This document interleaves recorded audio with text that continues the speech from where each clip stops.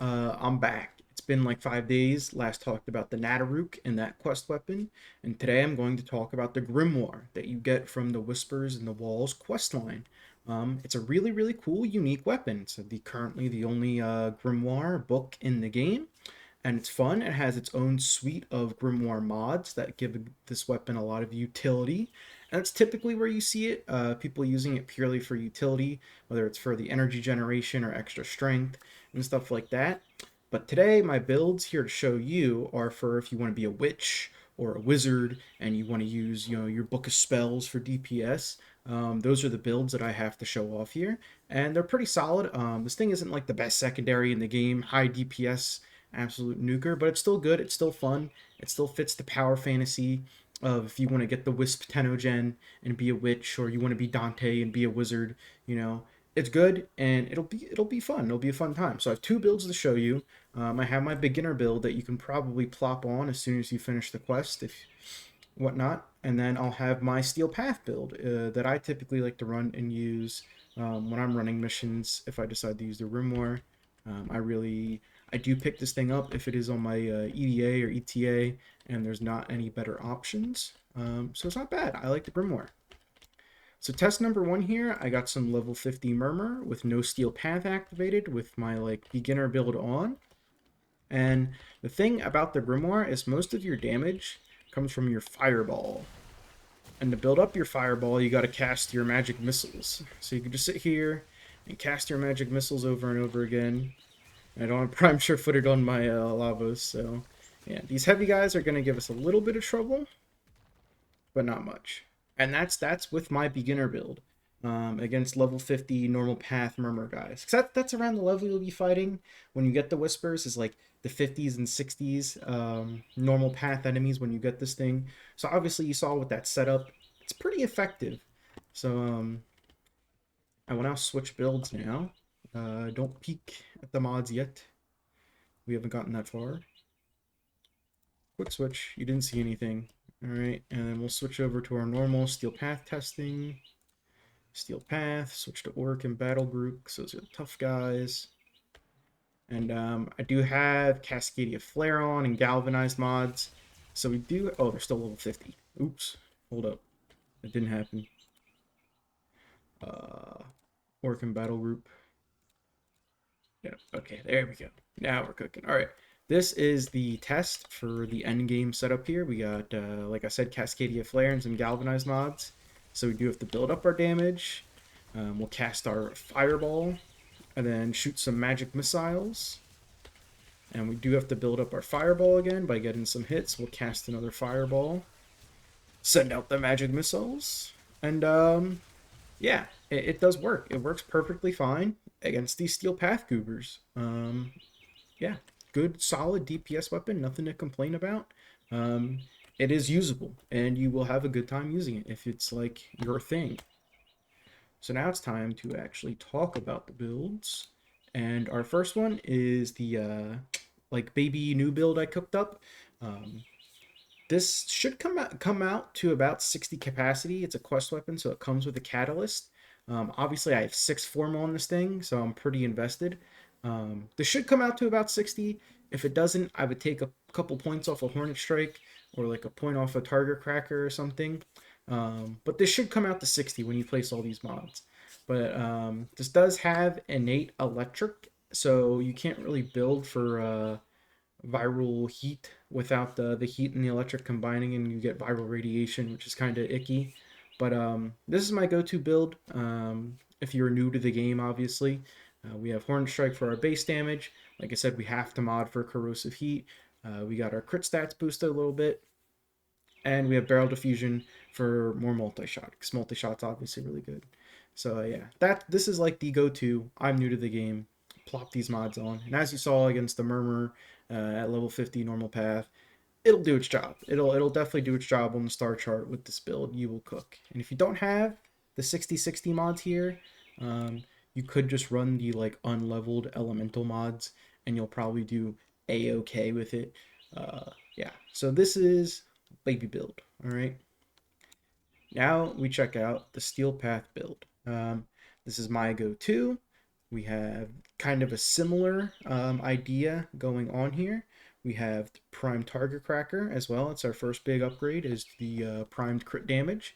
And we have Creeping Bullseye on because we're running Lethal Torrent. Um, so it gives us more fire rate and multi-shot on top of Galvanized Diffusion. We have Pistol Elementalist on because we're doing lots of heat procs. And we do get, it doesn't say here, but you do get Forced Electric procs on your Fireball, funny enough. Um, doesn't show you here in the stat screen, but you do get Forced Electric procs. You'll see them in mission and stuff when we cast our Fireball. Um, Anything else here? Another big upgrade for our heat damage is Primed Heated Charge. We still have the normal 60/60s for our corrosive damage. And I have Pistol Elementalist popped on for the more status damage because we're doing lots of heat and we're doing lots of electric, and that's being affected by Pistol Elementalist, and that's a good time. And for our base damage, we're running Cascadia Flare. You could run Merciless. This goes higher. You get a higher damage multiplier on this, so it is a bit silly to stack, but I prefer Cascadia Flare over Merciless any day of the week on this thing. And the cream of the crop, like I said, um, is these unique tome mods. For our Grimoire, for our tome, killing enemies reduces the armors and shields of other enemies within affinity range.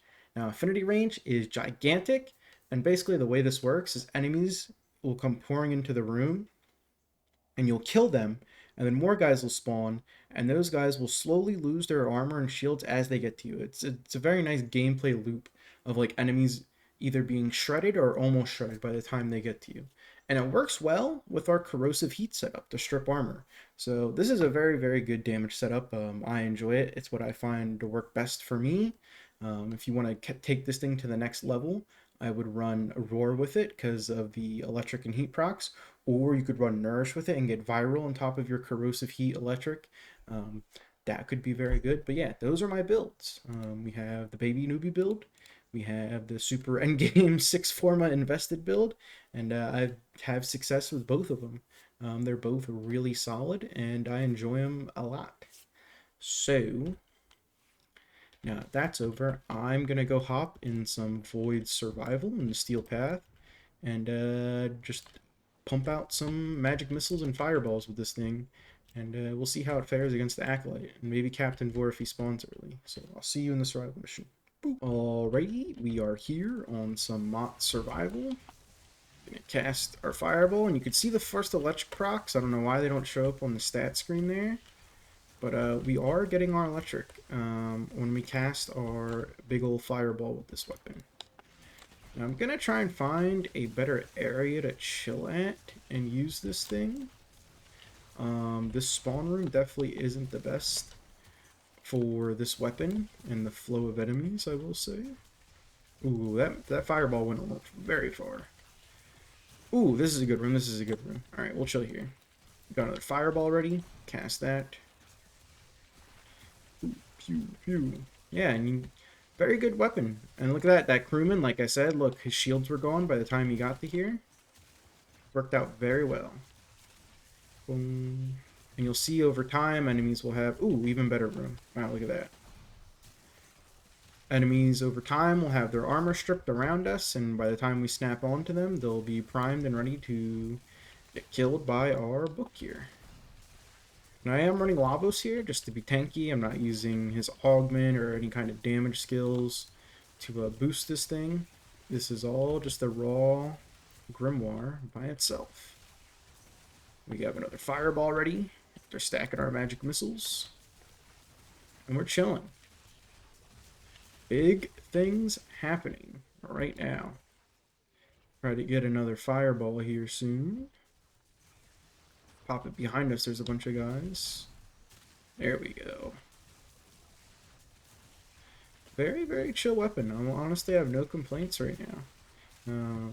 Segue, you know who buffs secondaries? Yorelli. We're getting Yorelli Prime on Wednesday this week. I'm going to try and grind her out as fast as I can. I have a bunch of reps saved up across all my factions to buy some relic packs immediately. I have my, what are they called? My Void Trace is maxed out at 1700. Can make 17 relics radiant, so I'm ready. I'm ready. Call me SpongeBob. Yeah. But we are just chilling with the tome here, honestly. Um, it's a very good weapon, and like with all the well, are all the quest weapons good? The Sun and Moon from Duviri is definitely a little questionable, and the Rumblejack from the New War. Those two melee weapons are definitely they leave much to be desired. I know the Rumblejack has some cool influence and dagger mod interactions that I use, um, but I don't think it's anything insane per se. Where are these Eximus guys that just invaded me? Oh, there's one. Are they all up here? They are all up here. We gotta cast a fireball on these Eximus Moa. And there go. And we got another fireball already. Holy smokes. I believe the multi-shot helps a lot with building up your fireball again. When your shot like multi-hits, it'll count for multiple stacks to build your next fireball, which is very nice. Alright, we do have an Acolyte spawning soon, I believe. That was the flash I just saw. Pass the fireball. And last time I remember, this weapon isn't too much of an Acolyte shredder, but it will kill him in a reasonable amount of time. It shouldn't be too bad if and when he spawns. Ooh, those are some big electric procs. Shout out to Elementalist for making our electric procs and heat procs hit pretty hard. Cast our fireball, send out these magic missiles, and we're kind of chilling. They're all just shredded. They're missing their armor, they're missing their shields. It is not a good time to be an enemy right now. Boom, boom, boom. Take care of that heavy gunner. He's not shredded all the way. He died before he got shredded all the way. So, I mean, that's pretty good, huh?